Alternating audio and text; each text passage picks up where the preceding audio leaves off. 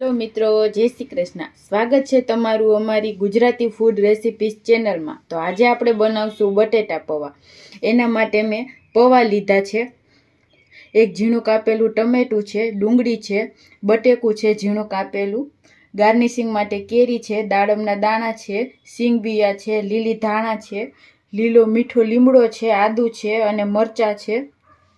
બાકી આપણે રેગ્યુલર જે મસાલા છે એ છે। હવે આપણે બનાવવાનું સ્ટાર્ટ કરશું।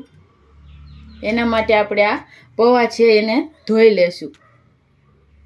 તો મેં પૌવાને 2-3 પાણીએ ધોઈ લીધા છે। હવે આપણે એને સાઈડમાં રાખી દઈશું। આપણે પૌવાને પલાળવાના નથી, ખાલી પાણીમાં ધોવાના જ છે। તો હવે આપણે આને બાજુમાં રાખીને વઘાર કરશું। તો આપણે એક પેન લેશું,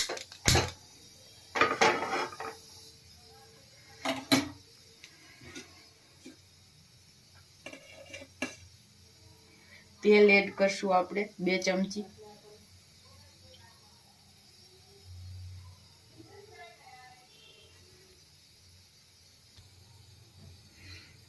તો આપણું તેલ ગરમ થઈ ગયું છે। હવે આપણે એમાં રાઈ નાખશું।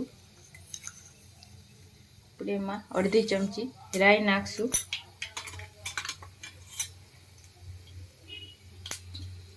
રાઈને આપણે ફૂટવા દેશું।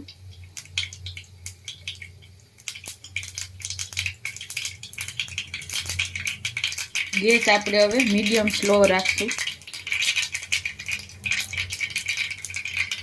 રાઈ ફૂટી જાય આપણે આમાં મીઠા લીમડાના પાન એડ કરીશું।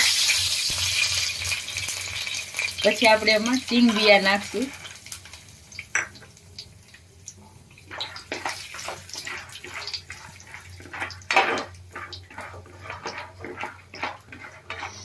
સિંગ બિયાને થોડા આપણે થાવા દેશું।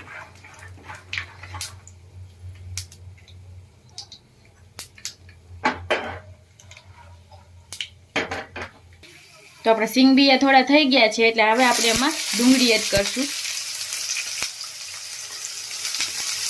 એક મોટી કાપેલી ડુંગળી છે।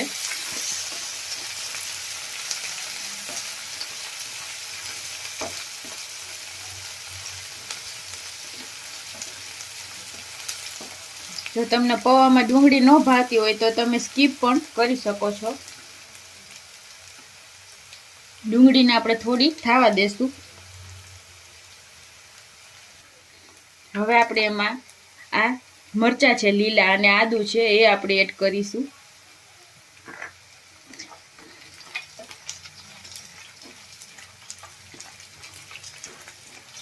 બે મિનિટ માટે આપણે એને પણ સાંતળી લેશું। હવે આપણે એમાં બટેટા એડ કરી દેશું। એકદમ ઝીણા કાપીને લીધા છે। મિક્સ કરી લઈશું અને આપણે ટમેટું એડ કરશું એક।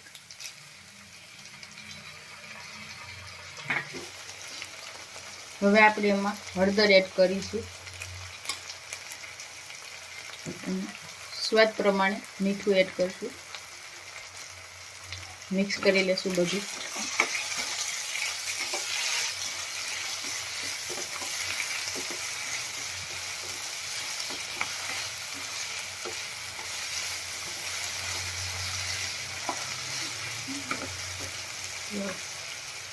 હવે આપણે આને ઢાંકણ ઢાંકીને 5 મિનિટ માટે ચડવા દેવાના છે, બટેટા એકદમ સોફ્ટ થઈ જાય ત્યાં સુધી। તો હવે આપણે એને ચેક કરી લેશું।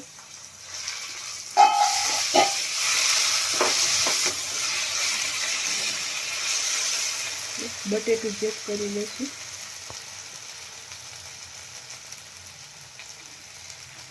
તો આપણા બટેટા એકદમ સરસ પાકી ગયા છે। હવે આપણે મસાલા કરી લઈએ।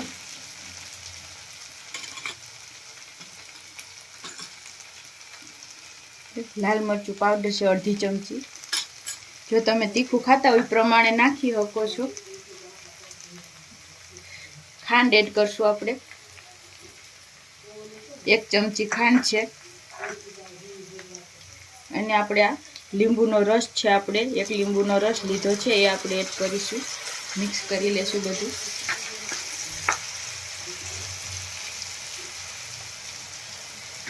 હવે આપણે એમાં પૌવા એડ કરી દઈશું.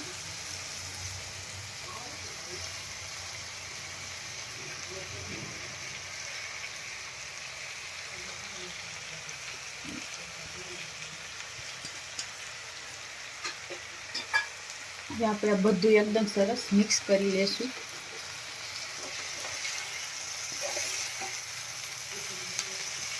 એકદમ હળવા હાથે મિક્સ કરીશું.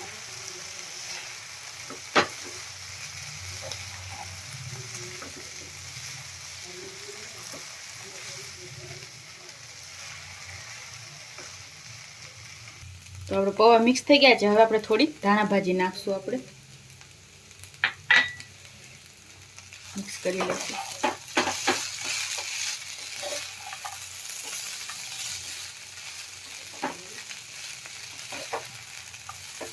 તો આપણા બટેટા પૌવા બનીને તૈયાર થઈ ગયા છે. આપણે ગેસ બંધ કરી દઈશું અને સર્વિંગ પ્લેટમાં લઈ લેશું. પૌવાને સર્વિંગ પ્લેટમાં લઈ લેશું.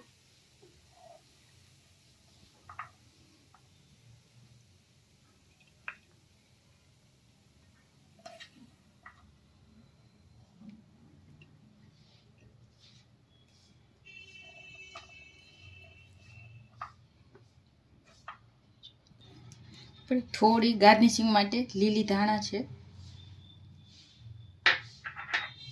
થોડા આપણે દાડમના દાણા એડ કરશું.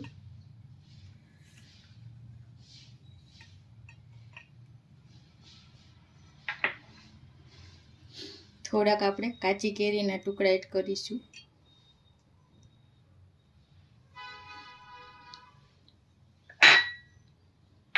તો તૈયાર છે મિત્રો આપણા બટેટા પૌવા. તો તમને અમારો આ નાસ્તો કેવો લાગ્યો જરૂર જણાવજો. અને આવા જ અવનવા વિડીયો જોવા માટે અમારી ગુજરાતી ફૂડ રેસિપીસ ચેનલને સબસ્ક્રાઈબ કરજો. Thank you.